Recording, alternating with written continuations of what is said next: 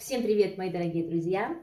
Приближается Новый год, очень хочется создать в доме новогоднее настроение, потому что я считаю, что наиболее прекрасным является даже не сам праздник, а ожидание праздника. И поэтому сегодня я хочу испечь мандариновый пирог. Дом наполняется ароматов мандарина, кокоса, свежей домашней выпечки. Настроение сразу же становится очень праздничным и радостным. Ваши близкие обязательно оценят аромат и вкус этого замечательного нежного пирога. Давайте быстрее готовить. Подготовим форму для пирога. У меня это стеклянная форма для выпечки. Диаметр моей формы 22 сантиметра по верхнему краю. Я вырезала круг из пергамента, поставила форму на пергамент, обрисовала и вырезала круг. Теперь смажу сливочным маслом дно формы. Помещу в форму пергамент и в пергамент также смажу очень хорошо сливочным маслом. Смешаю 10 граммов сахара и пол чайной ложки желатина. Необходимо брать быстро растворимый желатин и посыпаю бумагу для выпечки сахаром с желатином. Мандарины очищаем и разрезаем поперек. Берите мандарины с тонкой кожицей и без косточек. И выкладываем мандарины в форму срезом вниз. Мне понадобилось 7 мандаринов. Количество будет зависеть от размера мандаринок.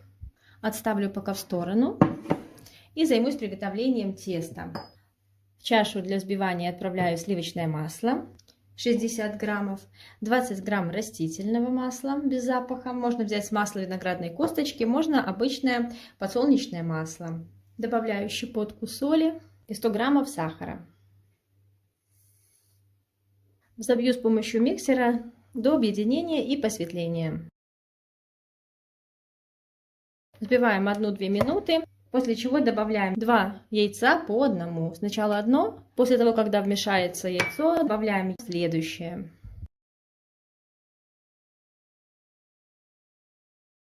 После добавления каждого яйца взбиваем около 1 минуты. В процессе взбивания необходимо очищать чашу, чтобы смесь равномерно взбивалась. Все продукты должны быть комнатной температуры. Муку смешаю с половиной чайной ложки разрыхлителя для теста и с содой. 3 чайной ложечки примерно соды нам понадобится. Распределяем, чтобы разрыхлитель и сода равномерно распределились в муке. Просеиваем половину сухой смеси и перемешиваем с помощью лопаточки. Вымешивать долго не нужно.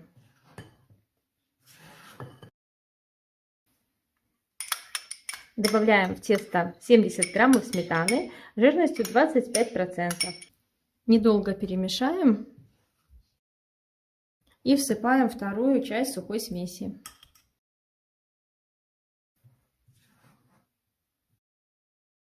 Тесто готово. Муки мне понадобилось 130 граммов. Вот такое оно должно быть густоватое, но очень нежное. И помещаем тесто сверху на мандарины.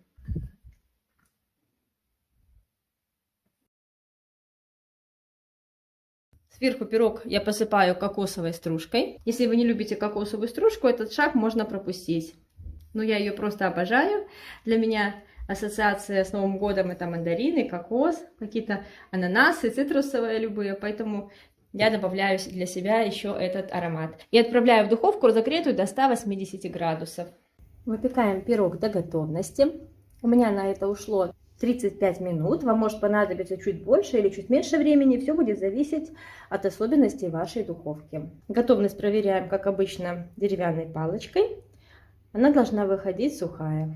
Даем пирогу немного остыть в форме. Когда его можно будет уже взять руками, перевернем на блюдо.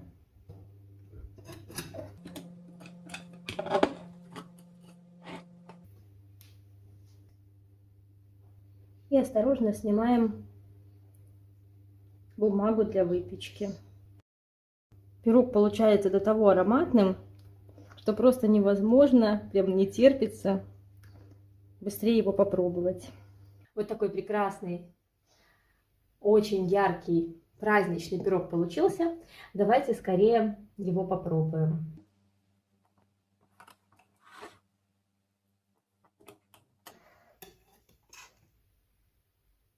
Вы только посмотрите, до чего нежный и пористый мякиш. Пирог очень красивый, ароматный и вкусный.